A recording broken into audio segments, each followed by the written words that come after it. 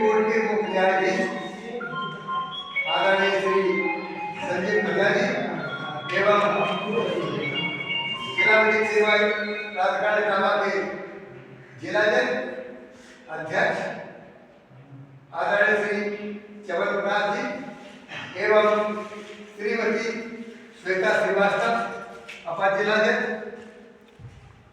सचिव जिला विधिक सेवा प्राधिकरण के निर्देशन पर हम आपकी ग्राम पंचायत सोनबरसा में आदरणीय श्री लल्लन बाबू प्रधान जी की अध्यक्षता में एक गोष्ठी का आयोजन करने के लिए आए। तो हम आप लोगों को बता दें कि इस गोष्ठी का मुख्य बिंदु नशा के संबंध में एवं पशुओं की क्रूरता के संबंध में हम आपको जानकारी देंगे। सबसे पहले हम आप लोगों को बता दें कि हम आप लोग जो नशा या जो लोग नशा के आदी हैं, चाहे वो शराब हो, बीड़ी हो, सिगरेट हो, तंबाकू हो, पान हो, मसाला हो या अन्य तमाम चीजें जो आप नशा में यूज करते हैं, ये सारी चीजें स्वास्थ्य के लिए नुकसानदायक है।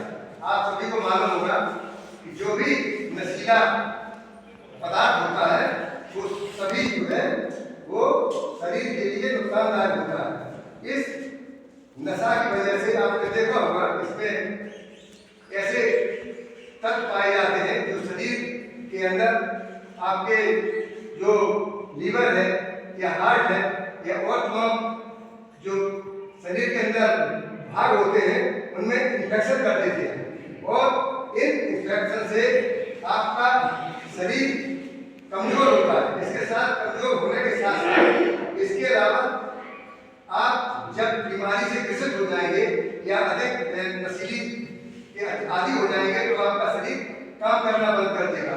इसके लिए आपको फिर हॉस्पिटल की आवश्यकता पड़ती है। तो हॉस्पिटल में आप समझते हैं कि उसमें आजकल लाखों रुपया बर्बाद होता है। तो अगर नशा से आपने देखा शरीर बर्बाद हुआ, पैसे की बर्बादी हुई, इसके अलावा परिवार में भी कलह होती है। क्योंकि जो भी व्यक्ति, हमें नहीं कहना चाहिए, घर में अगर दारू पी के शाम को आता है तो जो बहनाएं बेचारी हमारी होती हैं उनको कितना कष्ट होता है। आपके सामने जब वो थाली रखेंगे तो आप उसमें नशे की हालत में आपको खुद पता नहीं रहता है हम क्या कर रहे हैं क्या नहीं कर रहे, और आपके बच्चों पर भी उसका बुरा असर पड़ता है। आप नशा करके आए, आपके छोटे छोटे बच्चे हैं, पढ़ाई कर रहे घर में या कुछ और कर रहे, तो छोटे बच्चों की मानसिकता भी उस समय आपके प्रति खराब होती है। इसके अलावा उनकी मानसिकता पर ये असर पड़ता है, वो पढ़ रहे, आप नशा करके आए तो उनकी पढ़ाई में डिस्टर्ब होगा, जब पढ़ाई में डिस्टर्ब होगा तो उनकी प्रोग्रेस रुकेगी। तो इसलिए आप लोगों को मैं ये निवेदन करने आया हूँ कि आप लोग जो नशा के आदी हैं वो नशा को छोड़ें और आप लोग जो नशा कर रहे हैं उनसे निवेदन करें कि आप लोग नशा न करें, इतना पैसा अपने स्वास्थ्य के लिए अच्छी चीजों में लगाएं, स्वस्थ भोजन के लिए लगाएं।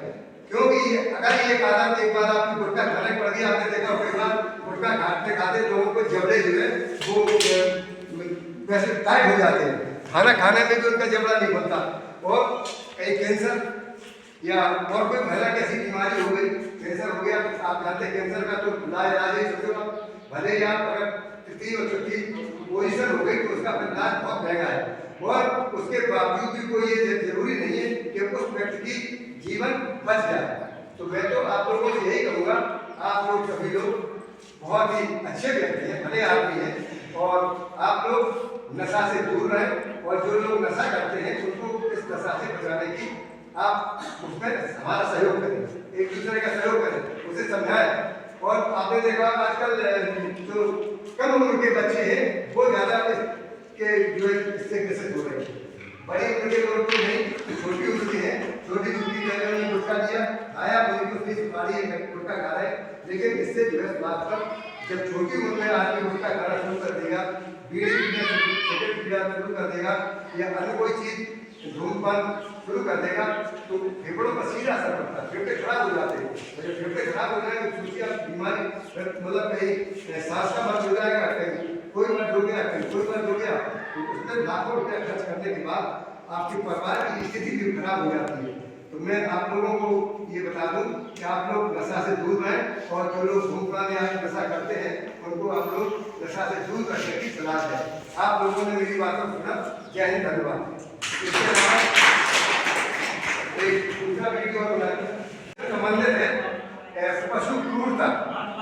भाई हम लोग जो है पशु हमारे मित्र हैं, ये आप भी समझते हैं, पशु हमारे मित्र हैं। और भारतीय संविधान में और संविधानों की अपेक्षा भारतीय संविधान एक ऐसा संविधान है जिसमें मानव जाति के अलावा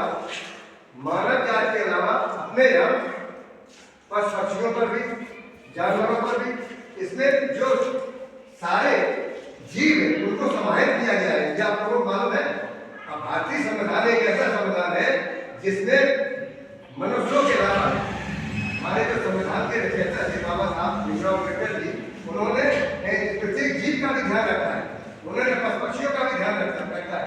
हम आप इन लोगों को प्रताड़ित नहीं कर सकते। सबसे बड़ी बात बता दें, आपका जो कुत्ता पालतू होता है आपको कितनी रक्षा करता है। घर का पालतू होता है, अगर आपके ऊपर कोई हमला करता है तो कुत्ता तुरंत उसकी सहायता है। उसके अलावा घर की रखवाली का काम रात में सोते हैं, दरवाजे पर रात में अगर कोई घटपट है तो आपकी रक्षा। इसके अलावा जो जानवर है दूध देने वाले, ये आपने देखा होगा, ये दूध किसके लिए देते आप बताइए, आप किसके लिए देते हैं? मनुष्य के लिए नहीं, ये दूध देते हैं अपने बच्चे के लिए। जब इनके पेट में बच्चा आएगा तभी तो ये दूध देंगे। आज बात आप समझना बहुत हैरान है। अगर बच्चा नहीं है तो क्या वो दूध देगा?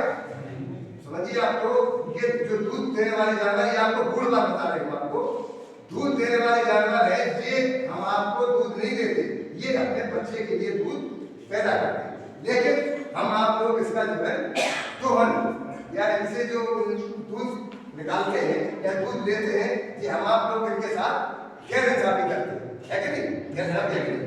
क्योंकि अगर देखो दूध मतलब जानवर 12 महीने बराबर देता रहा, बच्चा लोग तब भी दे, तब तो मान सकते कि वो बच्चे के लिए दूध, प्रकृति ने ऐसा नियम किया है कि वो बच्चे के लिए दूध। लेकिन हम लोग के जानवर पालते, चारा खिलाते, भूसा दाना खिलाते हैं, तो उसके एवज में उसके बच्चे को भी पिलाएं और हम आप लोग उसके साथ क्रूरता न करें।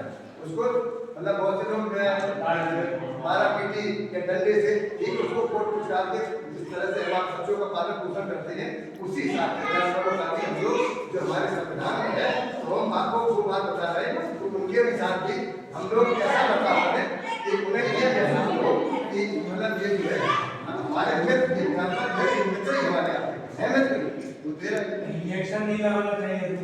हाँ, ये मतलब बहुत चीजें ऐसी है भाई, सब तो ये ऐसा है, मतलब तो कुछ चीजें जो ऐसी है हमें आपको करनी है। तो आप लोगों ने भाई मेरी बातों को सुना, क्या है, धन्यवाद। ठीक है भाई, आप लोगों को हमने जनरल चीज और बताई थी।